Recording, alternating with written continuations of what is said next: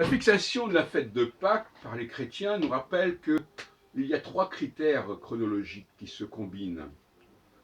La planète attribuée au jour de la semaine, c'est le dimanche pour les chrétiens, pour Pâques.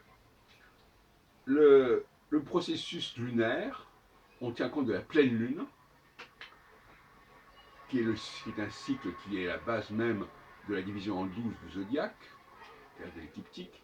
Et troisièmement, le cycle des saisons, puisqu'il faut que ce soit très proche de l'équinoxe de printemps, du 21 au 21 mars.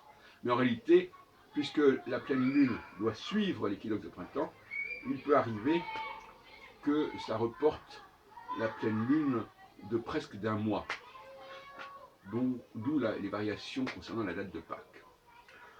Tout ça nous renvoie au fait que le zodiaque, contrairement à ce que croient beaucoup d'astrologues, le zodiaque n'a pas à être calculé d'après le cycle des saisons. Le zodiaque s'inscrit dans le cycle des saisons jusqu'à un certain point, quand on veut combiner et articuler le zodiaque sur le cycle des saisons, mais le zodiaque lui-même n'est pas fondé là-dessus. Et ça, on l'oublie trop souvent. Les 12 signes, ça n'a rien à voir avec les saisons. Les 12 signes empruntent aux saisons leurs problématiques, mais ils sont divisés sur des critères qui ne sont pas saisonniers. La nouvelle lune, la pleine lune ne sont pas des critères saisonniers. Donc finalement, tout l'ensemble du zodiaque n'a rien à voir avec les saisons, et ce n'est que dans un deuxième temps que l'on a associé les 12 signes, les 12 divisions mensuelles aux saisons, en attribuant à trois signes par saison. C'est une pure fiction. Donc la dimension symbolique du zodiaque est une fiction qui n'a rien à voir avec la structure même des 12 signes, ou des 12 secteurs, ou des 12 mois. Et on fait une sorte de syncrétisme entre ces trois facteurs, le jour de la semaine, puis une planète, les saisons, et puis les 12 signes.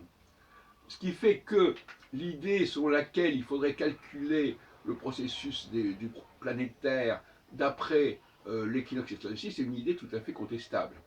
Et je terminerai, parce que mon intervention doit être courte, je terminerai en disant que finalement, ce qui est important, ce sont les aspects entre planètes qui sont là, et non pas le passage d'une planète d'un signe à un autre. Les aspects, parce que le problème proprement planétaire est essentiel, alors que le zodiaque est une structure finalement assez artificielle et virtuelle, en tant que dans sa division actuelle, avec ses 12 signes, qui sont liés donc à des morceaux de saison qu'on veut bien rajouter comme ça, emprunter, et finalement, l'important en astrologie, ce sont les configurations astrales. C'est les conjonctions entre planètes, ou entre planètes et étoiles. Et là, en conscience pour la fête de Pâques, c'est l'opposition entre le Soleil et la Lune, c'est le 14e jour de la Lune, etc. Et là encore, on a un phénomène extrêmement intéressant, puisque l'opposition s'oppose à la conjonction, et j'en ai parlé d'ailleurs dans mes propos, dans mes travaux sur l'astrologie. Donc, je ne supporte pas l'idée que l'on tienne compte de l'entrée d'une planète dans un signe. Ça me paraît une totale aberration, et je voulais le rappeler.